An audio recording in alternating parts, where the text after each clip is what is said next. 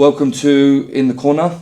Today's episode, we have a legend within the amateur sports of boxing within Great Britain. Is about to attempt to win his 6th ABA title, and if he does that, he'll be the first man this century to win 6 Pretty ABA sure if titles. you've been around the UK or boxing, you may have heard about him or definitely know about him. So yeah, now on to the icebreaker.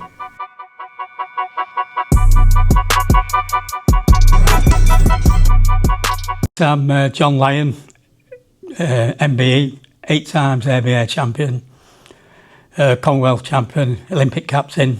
Welcome.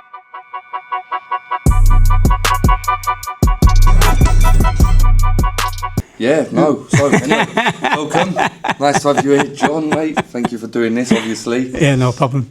So just to clarify what you said then, you're an Olympian? Yep. Massive achievement, that. That's the highest standards of amateur boxing, isn't it, really? I was 88 Olympic captain, yeah. So how old was you then? 26, 27, 26. Okay, yeah, fair one. You've also fought in the Commonwealth Games? 2 Commonwealth Games. I got a bronze in Australia, Brisbane, 1982. Okay. I got a gold in Edinburgh 4 years later, 86. Yeah. Sweet. And just to confirm, in England, obviously before they had the breakaway, which there is now, which you're aware about, of England Boxing and the Alliance, when it was all under one. Yep. You won the senior ABA championship. Yep. 8 times? 8 times I won it, yeah. Record was 6 by Joseph Steers, and it was 80 something it was. Before I got me 6, it was 5 ABAs. No, 6 ABAs was the record in the 1890s. Yeah. And so when I broke and got me 7th, that was about 98 years old, that record, and then I got the 7th and 8th one. So it's at least 140 odd years, 150 years old now. And up until now, has anyone got close to beating it? Has anyone beaten it up until this point, do you know of? No, I was expecting the way the system is, it might have changed a little bit and maybe somebody had got a better. But no, it's nobody's evolved. I think the boxing is evolved a little bit with the professionals now. When I was boxing, the flyweight, the lighter weight, which flyweight I was, never got paid that much money when they turned pro. Yeah. But now they get a decent money. Yeah. But on the other side of that, I do know that when you're in the Olympic team and that, you do get looked after by lottery funding, and you get you get looked after, you get medals, you get bonuses and stuff like that. So it is evolving. So I don't know if somebody beats it, they'll have earned it, they'll have worked hard. I'd say from my opinion and seeing where boxing and everything's going now, especially with social media, I'd probably say it'd be even harder to beat now, just because people have more. They've got it more in them to potentially go pro. Yeah. So if they won an ABA, maybe 2, or if they definitely won the Olympics or Commonwealth, stuff like that, or even, people are even turning pros without even winning anything of that sort of calibre. There's more of a likelihood if they're doing well to go pro. So you never know. Yeah, I think you're right there. But it's only fair that the lighter weights do get decent money, which they do now. Yeah. So you never know, mate. You might go down in history as the only ever to win it, the way things are going, because everyone's on social media and that. Well, we don't know, but I've always been happy with my life in boxing. I've been happy with doing the training. I've always been happy, and I like seeing the kids going through. I like just boxing being fantastic, and it's really, it saved thousands of people. It saved me, really, because if I didn't have the boxing, I don't know where it would have been. Yeah. But, fair one. So, little question we got for you here then. Where did you grow up, and what was it like growing up? St Helens. It was fantastic. Okay, never been, but St Helens is fantastic. It's in between, smack in the middle of Liverpool and Manchester. Yeah. St Helens, working class town in the 80s. Used to have the mines, a few mining where people worked, but obviously that's gone now. And the glass industry, Pilkington Glass, are still in St Helens, which was the world leading glass company. Yeah. So they're still there. I was brought up in a council house in Par, a place called Par, which I never had any trouble in Par, but he had a good reputation in the area. That's why he had learned fight. You don't want to mess with an eight-time ABA champion. Well, yeah, it was great. There was 8 kids in the family, my family, 5 lads, 3 girls. I was the youngest lad, and one of the girls was younger than me, so I was the second youngest out of the family. And yeah, it was we brought up okay, I think myself. Yeah, but my dad used boxing in the Navy, so he liked boxing. All me brothers boxed. Oh, nice. But their box started when they were younger, and I started when I was a bit older. So I'm not sure whether that worked out better for me, but I think when I started getting good, I was like 16, 17. So I didn't get influenced with any like some of my mates, drugs and this. I'd never ever because. I was going abroad and fighting. That was fantastic. Yeah, as long as you enjoy it. But yeah, large family then. Oh, wow. Second youngest. And we had our dog as well. Yeah, I forgot about the dog. So having older brothers and that, you're gonna want to have to get in a sport like that anyway. Yeah. Well, I was the youngest. They all boxed. Yeah, old Jed, one of my brothers. I'm not sure how many of them, but I know old Jed had over 100 bouts.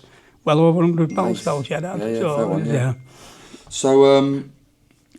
Was it because of that large family, and you said 2 of your brothers boxed, was it because of them you got into it, or was there a specific reason why you got into it? Right. It was rough where I was. When I was a kid, at 12, 13, I used to do a milk round, we used to get up at 5. He's still my mate, the lad that did it with him. Did it his dad, obviously, his dad's died. The reason I got into it, all my brothers boxed, and I say it was fairly rough. And I used to fight with my brothers, because they're all older than me.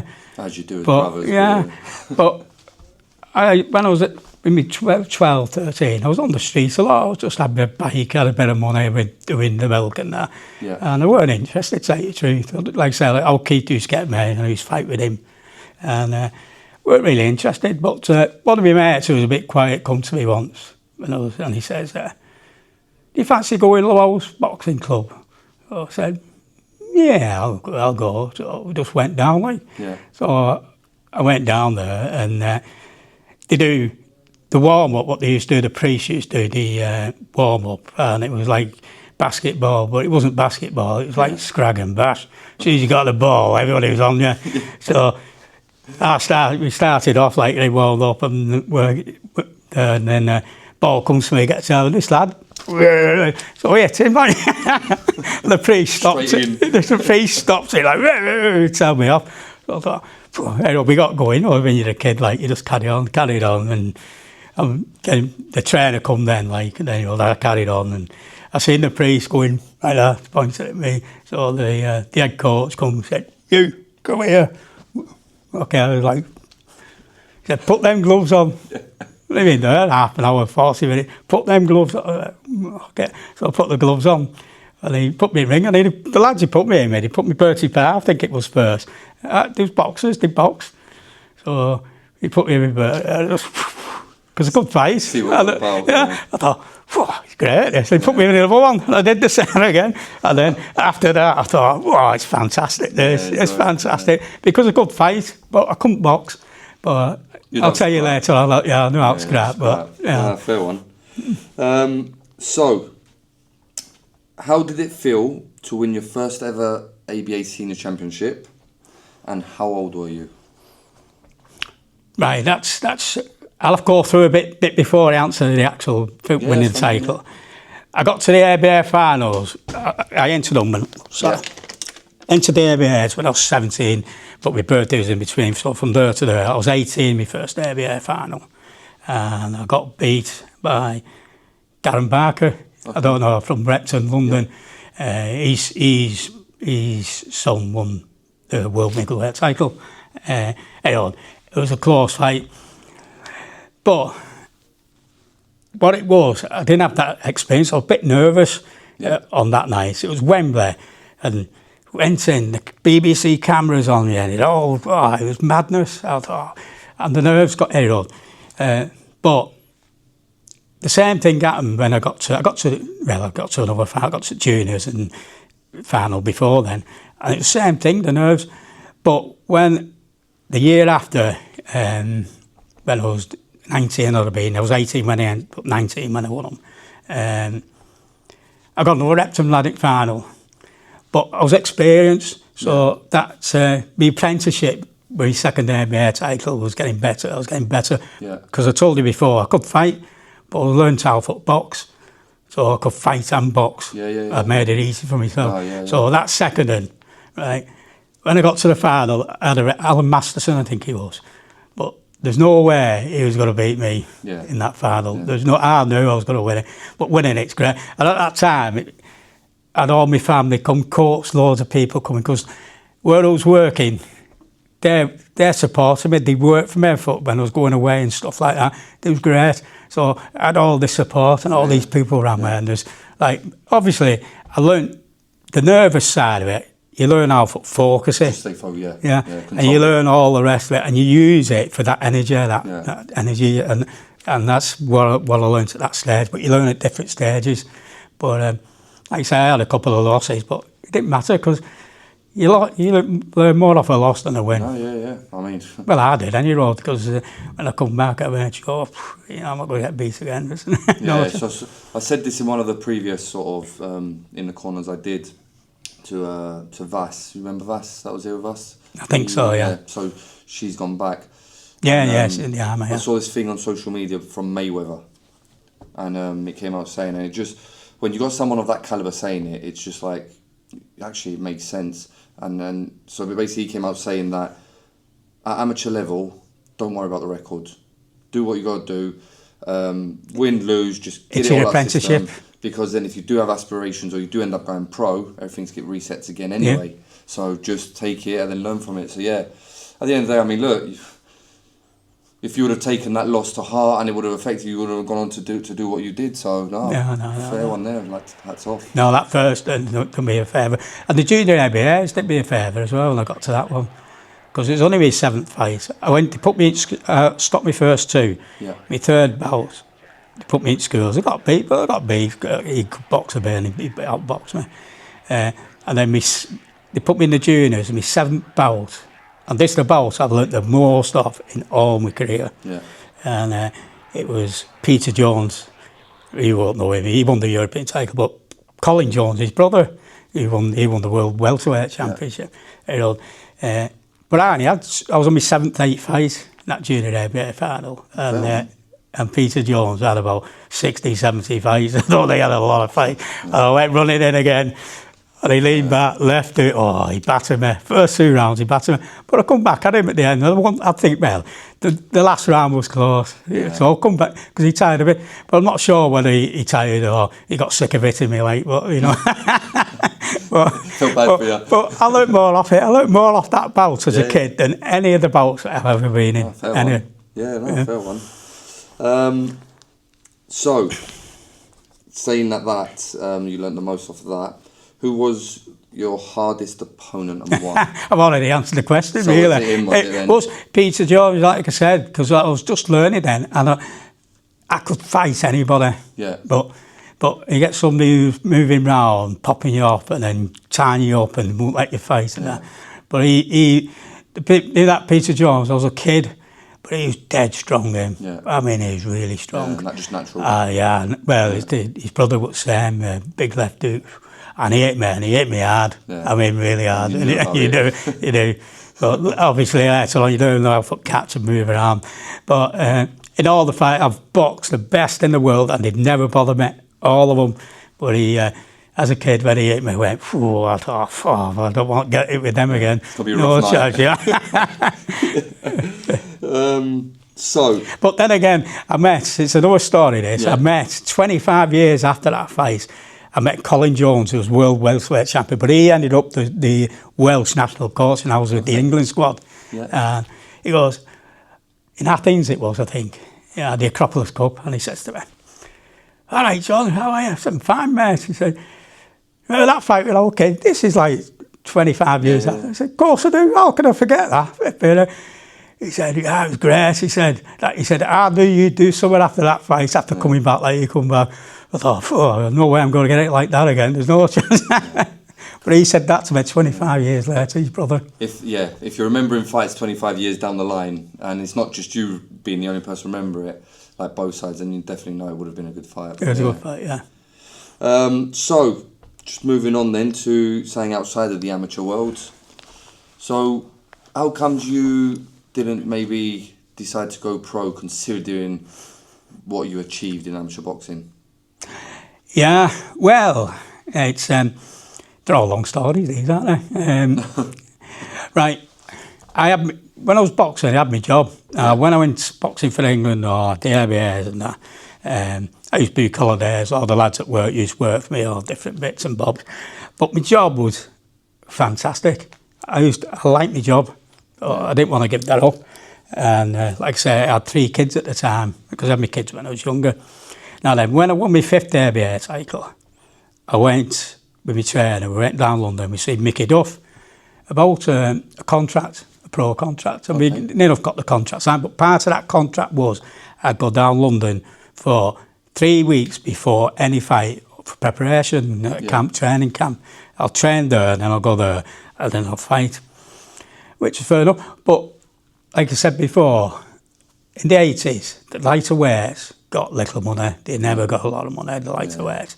So I thought, well, that's fair enough. What I'll do is I'll go into work and ask, can we give him a bit of time off? So the day after, I went into work and I seen my works manager. I said, listen, I've got an opportunity to turn pro. I've got 3 kids there and a bit more money for me. And, but I need them 3 weeks off before, and can we sort something out? He said to me, are you not happy as you are doing what you're doing? I said, of course I'm happy, I'm dead happy, really happy, but you know what I mean, I need some money. It's an opportunity I've got here, if I get a better money. He said, okay. He said, leave it, don't sign it. He said, I'll get back to you. I said, okay. So day after, I got a phone call. I go to his office. He was just round the corner. I went to his office from work, so I scarved off for half an hour. I get out of it. And he was there with the marketing communications manager, which Pilks had, which is a big company, Pilks. And he said, well, you go pro and you need these 3 weeks off. I said, why don't you stay as you are, and we'll sponsor you, and we'll give you the time off. Don't forget, 5 years I've been booking all my holidays, been going abroad, been doing this. I never had a day to myself. Yeah. So, but I love what I was doing, so it never bothered me. Yeah. So they said, we'll sponsor you. So they give me a fair bit of money. We'll give you a car, but most of all, they said, we'll give you the time off for all the squads you need to go to, the internationals and for the ABAs, and then we'll still give you the holidays. Nice. So, and don't forget, before then, the lads used to do bits and bobs for me too, so I thought, and like I said, I was happy. Where did you get a job where you're happy like that? And I stayed there all on 41 years. Nice. I was at that job. So my last 3 ABAs, they looked after me. I said, they give me a car. I thought, because they had like a pool of cars in the thing, because they just give me one of them. But and they looked after me. So like I said, all my works mates, the elder ones, well, that's died now. They used to all come with coaches watching me and all this. Great. Yeah. So and then that's how I won the next 3 ABA titles. But then we had to go down to London and see the ABA. And I think I must have been the first amateur to get sponsored by anybody, because there was discussions and everything else. But eventually, like the marketing communication he sorted it out with them, and it got sorted. Yeah, but so that evolved now. They get paid a little bit of money for fun. But no, fair one. Mm-hmm. At the end of the day, everyone's situation's different though, isn't it? Yeah. Like I said, I didn't have a job else, so I turned pro straight away. But like I said, I was on fairly good money, and you could say you nailed it if you obviously been blessed in life somewhere, because the job I like and the boxer I loved, and just great. Nice. That's the only job I had, the proper job I had, and I stayed with it all my life. No, 41 years, 41 years, yeah. So, what advice would you give to any future boxer? Keep your hands off. Basically, Keep your hands off, keep them there, keep your elbows in. And if you're getting hit, maybe think about what you're doing. Fair one. Hang on, no. Be disciplined. Yeah, discipline's a good part of it. Work hard. You always have to work hard. Work with your team. You've got your coaches, your team. You've got to work with them. As you go on, enjoy your eyes, because you've got to get loads of eyes. And hopefully you'll get no lows. But if you get any lows, learn by them. Yeah. Like was on about before. You got to look at, if you get beat, part of your apprenticeship, you get beat, learn from it. It's part of it. Learn from it and become a better fighter after that. Learn from it and become better, and that's what it's about. Yeah, it's having that determination. Just don't. Like I say, I got beat a few times, but it's because I thought, I'll just get into him because I could fight a bit. But no, then once I learnt box, that was it. Yeah. So, you was awarded an MBE? Yes. So, was that with for boxing, was it? For boxing, yeah. Okay, I think nice. that was after, I'm not sure, my 6th, maybe 7th MBA title. So the Queen gave me that, I went Buckingham Palace. But, yeah. I beat Buckingham Palace a few times, believe it or not. I don't like saying these things because I'm thinking bragging about that. I actually had been Olympic captain. I went to a garden party. I've met a few royals. Fair one. And then the employees, the directors, they had one were the patents of companies, and they invited me, so I went with them one year. Fair And it's one. true this. Yeah. I went top hotel, went Buckingham Palace, got the train back, and then I got work straight after. Never give me a day off. So, final question before we go on to some quick fire questions. How many bouts did you have? All the bouts.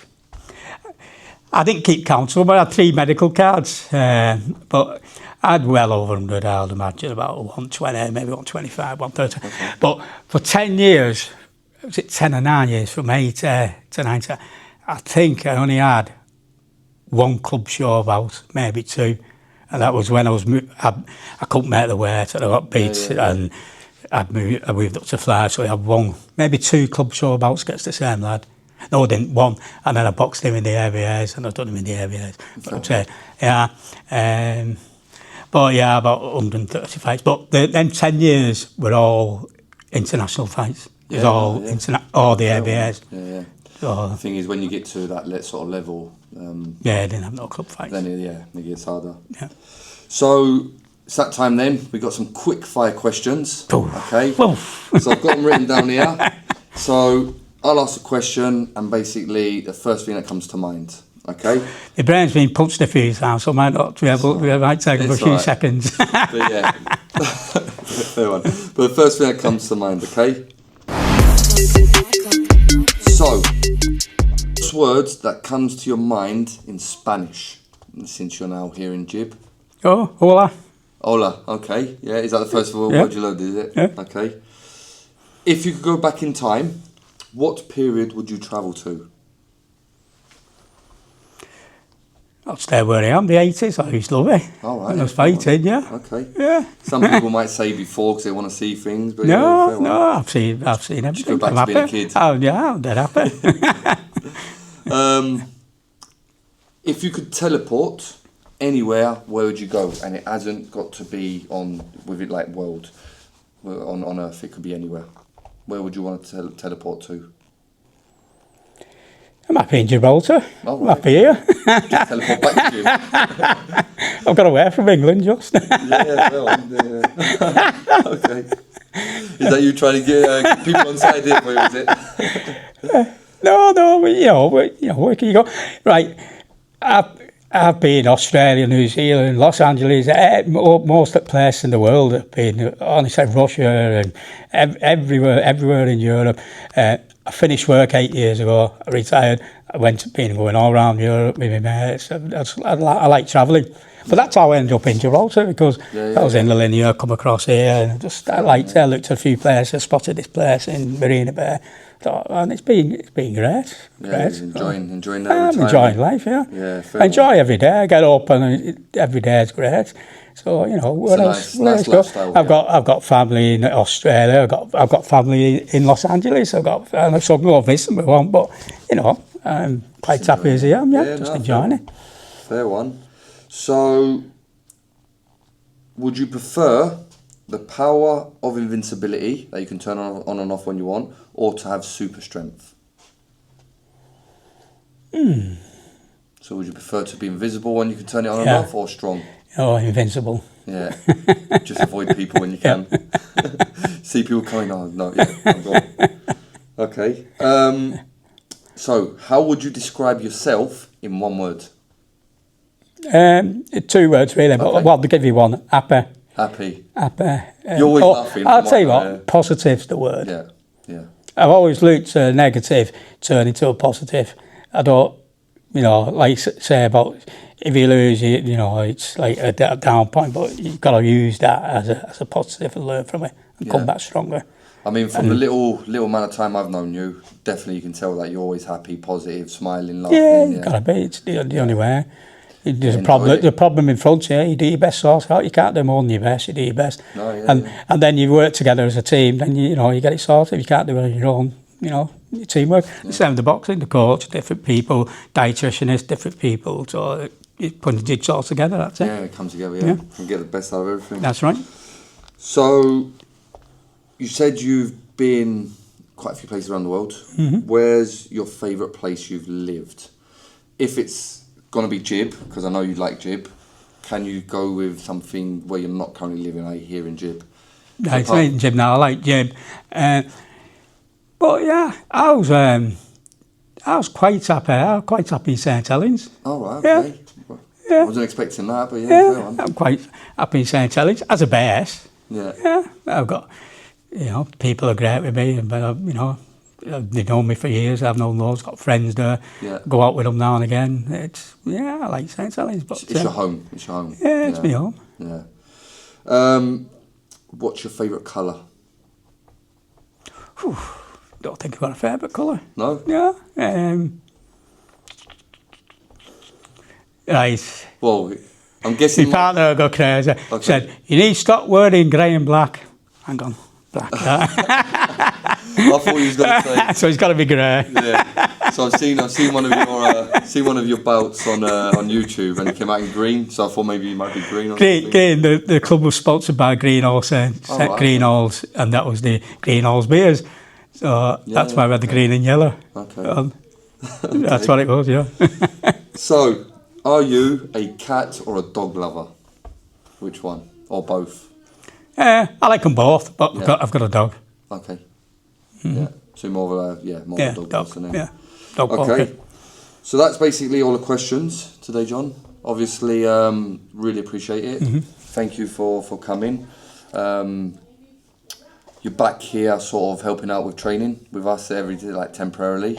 Yeah, so great. I'm loving it. You could definitely tell the boys are enjoying it, having someone like yourself down here as well. Yeah, well, I'm a great believer in life with fate and different things. And I looked at a few places in Gibraltar, Devil's Soul Road, and it just weren't right. And then I found this one in Marina Bay, which was perfect. So I got it, and a few weeks later, I walked round. What either? I walked around there and I didn't see your club. I thought, I can't believe that. That's got to be fair. That boxing club, right where I am. That's got to. So then so I walked in. It was, so what's meant to be, must have been meant to be. I mean, since you've been here training, to be fair, you could. It's nice to see the joy it brings to your face and how much you love it. And to... I'm losing a few weight. I'm losing a bit of pounds as well. A nice sweat on. Yeah, on behalf of Ringside, myself, my dad, we couldn't be any more happy to have someone like yourself. I'm loving it. It's benefiting me too. It's benefiting everybody. I love working with the kids. I love it when they pick things up and get there. Hopefully I'll be going the next show we had on the 11th, and then. We'll see how it goes. Thank you. There's nothing, no matter what level, in my opinion or my experience, what level in the boxing you are, you still get that buzz when you get in there and your adrenaline and your fight, and no matter what level. Yeah. When it's been your life. Yeah. It's been your life, your passion. Yeah. Mm-hmm. But thanks for this. I really appreciate this, John. No problem. No problem. Thank you very much. Thank you. So, to all obviously those watching, thank you for watching. Obviously, John Lyon MBE. a legend of the sport, Olympian, Commonwealth Games, boxed for England, and obviously the most decorated amateur boxer within the UK. So yeah, thank you. And I boxed for England 70, 80 times. It must have been all them years. Yeah. And yeah, thank you very much, John. And yeah, see you with the pads on soon. Yeah, I'll be there. Thank you.